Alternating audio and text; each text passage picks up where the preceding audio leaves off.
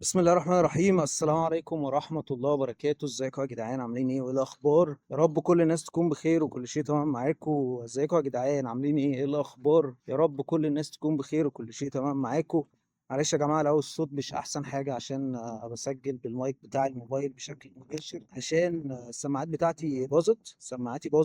سماعاتي باظت يا جماعة، عشان كده بسجل بالمايك بتاع الموبايل بشكل مباشر. يعني ما علينا، اسجل على السريع، اصور على السريع. طبعا الصوت مش هيبقى احسن حاجة، لكن هسجل غصب عني او هسجل بالاجبار عشان بس ايه؟ عشان انا عايز اسجل.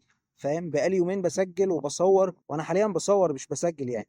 لكن بقالي يومين بصور كل يوم فيديوهين كده على الصبح. قلت ان انا مش هوقف شغل، مش هوقف بقى. فاهم؟ انا لازم اشتغل حتى لو انا ما عنديش اي حاجه، بس انا لازم اشتغل. مش مهم ان شاء الله خير، وان شاء الله كل حاجه تبقى تمام وزي الفل. يعني ربنا يكرمنا ويوفقنا وينجحنا جميعا. طبعا زي ما انتم شايفين المنظر غريب مريب عجيب، لكن ما علينا، ربنا يكرم يعني، والصوت يبقى احسن حاجه، يعني الصوت يبقى حلو. ما علينا. ازيكم يا جدعان؟ وحشتوني جدا. اخباركم ايه واخبار الدنيا عندكم؟ طبعا في حاجات كتير انا كنت عايز اتكلم عنها، بس حاليا انا مش في دماغي اي حاجه خالص. انا كل اللي انا في دماغي دلوقتي وهو ان انا اروح انا كل اللي انا في دماغي دلوقتي هو ان انا اروح، عشان الساعة دلوقتي 10 بالظبط. النهارده يوم الاثنين على ما اعتقد، النهارده يوم 15 6، والنهارده بالليل الساعة 10 بالليل، والنهارده بالليل الساعة 10 بالليل، الساعة 10 بالليل، الساعة 10 بالليل. وليه أنا بكرر الكلام؟ عشان التكرار بيعلم الحمار. عادي، حصل خير يعني، هيحصل إيه؟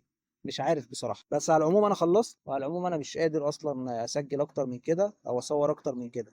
سلام. بسم الله الرحمن الرحيم. السلام عليكم ورحمة الله وبركاته. ازيكم يا جدعان؟ عاملين ايه وايه الاخبار؟ يا رب كل الناس تكون بخير وكل شيء تمام معاكم. اهلا وسهلا، مرحبا بيكم في يوم جديد وحلقة جديدة. انا كنت عايز اتكلم عن حاجة مهمة جدا، وهي ايه الهبل اللي انا بقوله ده؟ ما الحاجات دي المفروض ان هي حاجات كل الناس عارفاها، بس انا قلت اقولها، يعني حاجة كده ايه للزمن. انا بحاول بقالي فترة ان انا ابعد عن كل الناس. وايه هي الفوائد اللي جات لي من البعد عن الناس؟ الفوائد اللي جات لي من البعد عن الناس، وهي اول حاجة ان انا ما عنديش حوارات، ما عنديش مشاكل، حياتي سهلة، حياتي بسيطة، حياتي جميلة، حياتي حلوة. بتكلم بجد والله. مهما كانت الظروف اللي انا فيها، مهما كانت المصاعب اللي انا فيها، فانا مش هروح ازود المصاعب وازود الظروف اللي عليا وبهدل نفسي اكتر ما الدنيا متبهدله معايا اصلا من اساسه. زي ما قلت لك، الدنيا مش ناقصه. فعلى العموم انا كده خلصت، يعني انا الحمد لله انا كده خلصت، يعتبر ان انا خلصت. فلو انت استفدت اي حاجه من ورا كل الكلام اللي انا قلته ده،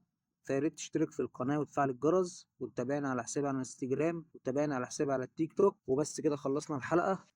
سلام.